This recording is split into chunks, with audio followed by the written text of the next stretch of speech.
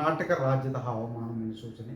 ನಾನು CS ಪಾಟೀಲ್, ವಿಜ್ಞಾನಿ, ಹವಾಮಾನ ಇಲಾಖೆ, ಬೆಂಗಳೂರು. ನಾನು ಮುಂದಿನ 5 ದಿನಗಳವರೆಗೆ ಕರ್ನಾಟಕ ರಾಜ್ಯದ ಹವಾಮಾನದ ಮುನ್ಸೂಚನೆಯನ್ನು ಸಂಕ್ಷಿಪ್ತವಾಗಿ ವಿವರಿಸುತ್ತೇನೆ. ಇಂದು ಕರಾವಳಿ ಜಿಲ್ಲೆಗಳಲ್ಲಿ ವ್ಯಾಪಕವಾಗಿ ಮಳೆಯಾಗಿದ್ದರೆ ಉತ್ತರ ಹಾಗೂ ದಕ್ಷಿಣ ಒಳನಾಡಿನಲ್ಲಿ ಕೆಲವು ಕಡೆ ಮಾತ್ರ ಮಳೆಯಾಗಿದೆ. ಪ್ರಮುಖವಾಗಿ ಭಾಗಮಂಡಲ ಕೊಡಗು ಜಿಲ್ಲೆಯಲ್ಲಿ 19 ಸೆಂಟಿಮೀಟರ್ ಮಳೆಯಾಗಿದೆ.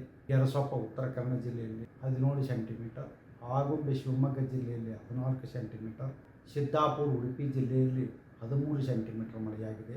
ಈಗಿರುವ ಹವಾಮಾನದ ಸಿನಾಪ್ಟಿಕ್ ಸ್ಥಿತಿ ಏನೆಂದರೆ, ಕರ್ನಾಟಕ ರಾಜ್ಯಾದ್ಯಂತ ಪಶ್ಚಿಮ ದಿಕ್ಕಿನಿಂದ ಬಲವಾದ ಗಾಳಿ ಬೀಸುವುದರ ಹಿನ್ನೆಲೆಯಲ್ಲಿ ಕರಾವಳಿ ಜಿಲ್ಲೆಗಳಲ್ಲಿ ಜೂನ್ 17ರಿಂದ ಜೂನ್ 21ರವರೆಗೆ ವ್ಯಾಪಕವಾಗಿ ಮಳೆಯಾಗುವ ಹೆಚ್ಚಿನ ಸಾಧ್ಯತೆ ಇದ್ದು, ಉತ್ತರ ಹಾಗೂ ದಕ್ಷಿಣ ಒಳನಾಡಿನಲ್ಲಿ ಜೂನ್ 17ರಿಂದ ಜೂನ್ 21ರವರೆಗೆ ಕೆಲವು ಕಡೆ ಮಾತ್ರ ಮಳೆಯಾಗುವ ಹೆಚ್ಚಿನ ಸಾಧ್ಯತೆ ಇದೆ.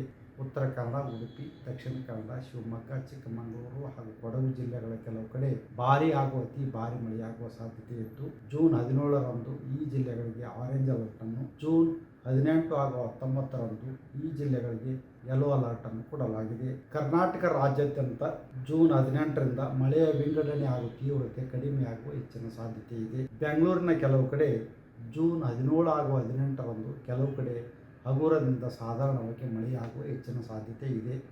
ಈ ವಿಡಿಯೋ ನಿಮಗೆ ಇಷ್ಟವಾದಲ್ಲಿ ಲೈಕ್ ಮಾಡಿ, ಶೇರ್ ಮಾಡಿ, ಸಬ್ಸ್ಕ್ರೈಬ್ ಮಾಡಿ.